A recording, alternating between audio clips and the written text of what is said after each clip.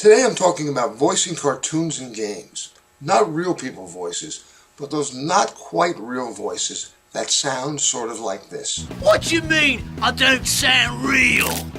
Or like this. Say I'm not real again and I'll cast a spell on you!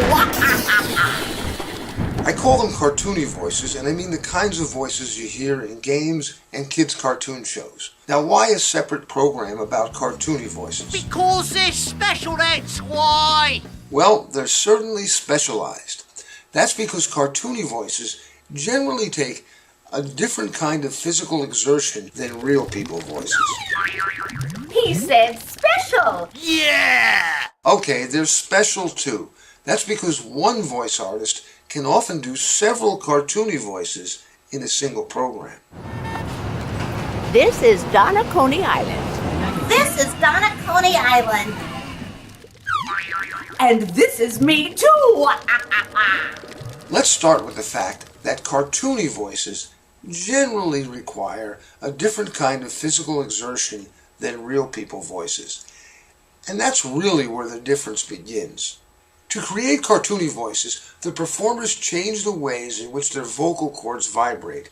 They also make subtle changes in the shape of their throats, and that thereby changes the ways in which air flows when they speak.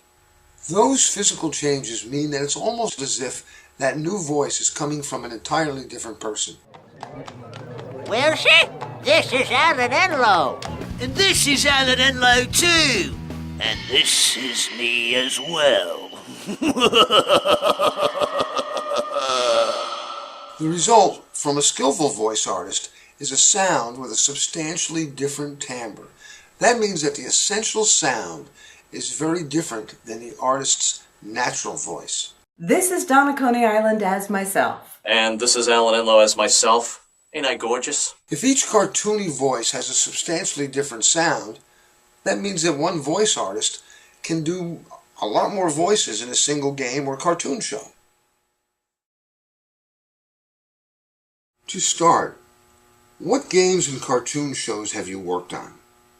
I played various people and characters, animate and inanimate, in the Wonder Pets, a variety of roles in the New Adventures of Casper the Friendly Ghost, one in particular called Jurassic Cubs, and English dubbing of foreign kids' cartoons, and some Japanese anime. The fun thing I did for me was one of my favorite characters growing up was I did a commercial for Popeye. I got to play Popeye. Whoa!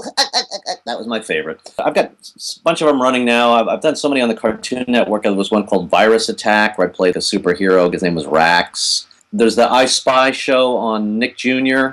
I did 1 million voices and sound effects for that show. Of course, one of the other favorite ones was I played the Joker. The Joker!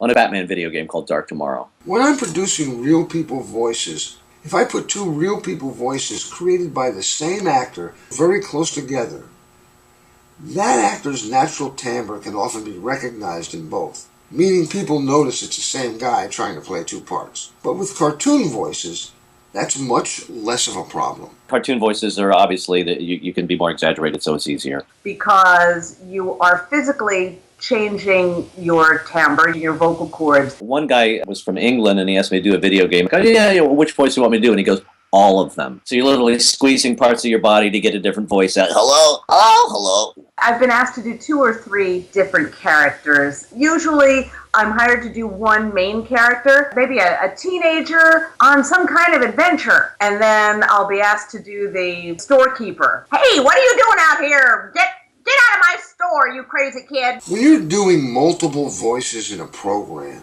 do you record all the cues for any single voice all at once, then all of the cues for another voice? Or if the characters are having a conversation, do you jump back and forth between voices and characters? It's easier to be consistent when you do one character all the way through and then the other character all the way through. Well, I've done it different ways. Sometimes I've just gone through and recorded all the one voice. You go back and forth from this character to this character, to this character to this character. A lot in audiobooks. Do you find that cartoon voices are really more physically taxing than real people voices? In other words, do they actually tire you out more?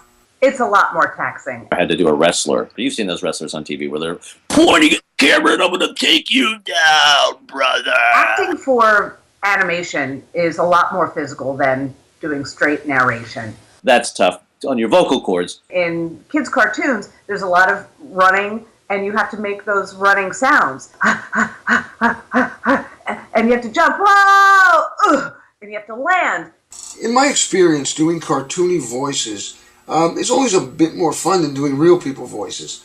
There's always more laughter and more of a feeling of camaraderie in the sessions. It's always a lot more fun to do cartoons. First of all, it's usually a lighter atmosphere. It's not a corporate atmosphere if you're doing corporate narration. You get energy going. I've done a few sessions where I'm in with other actors, and that's much more fun. You get to actually act off the other person. There's often jokes, especially if there are innocent-sounding kid lines. Come on over to my house and play. You know, come on over to my house and play. Donna, Coney Island, and Alan Enlow, thank you. And thank you for watching.